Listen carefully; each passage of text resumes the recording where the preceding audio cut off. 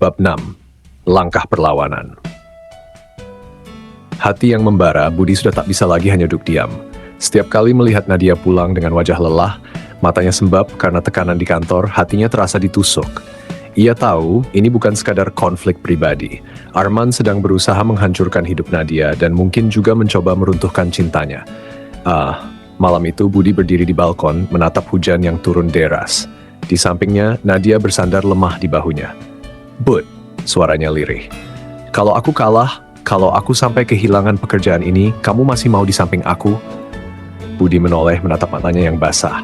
"Nat, bahkan kalau dunia sekalipun menolak kamu, aku nggak akan pergi, tapi aku janji kamu nggak akan kalah." Kalimat itu bukan hanya janji, itu adalah tekad. Jejak misterius. Keesokan harinya, Budi mulai bergerak. Ia tahu Arman punya koneksi di perusahaan Nadia, tapi permainan kotor selalu meninggalkan jejak. Ia menghubungi temannya, seorang analis IT bernama Reno yang pernah membantu perusahaan Budi mengatasi masalah serupa. "Aku butuh bantuanmu," kata Budi di sebuah kafe kecil. "Ada indikasi data di kantor Nadia disabotas. Bisa nggak kamu cari tahu?" Reno menyesap kopinya. "Kalau aku bisa dapat akses server atau laptop yang dipakai, kemungkinan besar bisa. Tapi butuh waktu dan risiko nggak kecil." Budi mengangguk mantap. "Aku nggak peduli risiko, yang penting kita punya bukti." Senyum licin Arman. Beberapa hari kemudian, Budi tanpa sengaja bertemu Arman lagi di parkiran apartemen. Pria itu berdiri sambil merok, wajahnya tenang seakan dunia ada di genggamannya. "Budi," sapa Arman sambil tersenyum sinis. "Kamu kelihatan capek. Berat ya? Jagain Nadia?" Budi menatapnya dingin. "Kamu nggak akan bisa nguasain dia lagi." Arman terkekeh. "Kamu naif. Orang seperti Nadia selalu kembali ke yang memberi mereka kenyamanan. Dan kamu cuma persinggahan." Budi mengepalkan tangannya, tapi ia menahan diri. "Kalau kamu pikir bisa menang dengan cara kotor, kamu salah. Semua yang kamu lakukan akan kebongkar." Arman menatapnya tajam, lalu menginjak puntung rokok dengan santai. "Kita lihat saja siapa yang bertahan sampai akhir." Bukti yang dicari, Reno akhirnya menemukan celah. Ia berhasil mengakses log server perusahaan Nadia. "Bud, kamu benar. Ada aktivitas ilegal, login dari akun karyawan, tapi di luar jam kerja. Dan IP address-nya cocok dengan kantor lama Arman." Budi merasakan jantungnya berdetak lebih cepat. "Berarti memang dia." "Semua mengarah ke situ," kata Reno. "Tapi kamu butuh bukti lebih kuat untuk dibawa ke dewan direksi. Kalau aku bisa ekstrak file log lengkap, itu bisa jadi kuncinya." Budi menatap layar laptop Reno.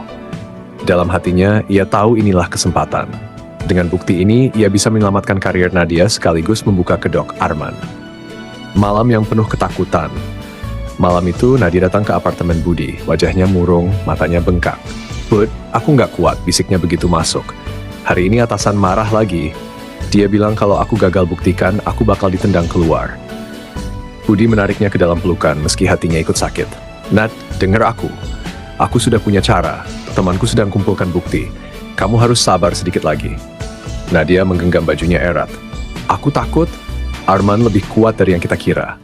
Budi mengelus rambutnya, menatap keluar jendela yang diguyur hujan. "Aku juga takut, Nat. Tapi aku lebih takut kehilangan kamu. Jadi aku akan lawan dia sampai apapun taruhannya." Cahaya harapan. Beberapa hari kemudian, Reno berhasil mengumpulkan semua bukti.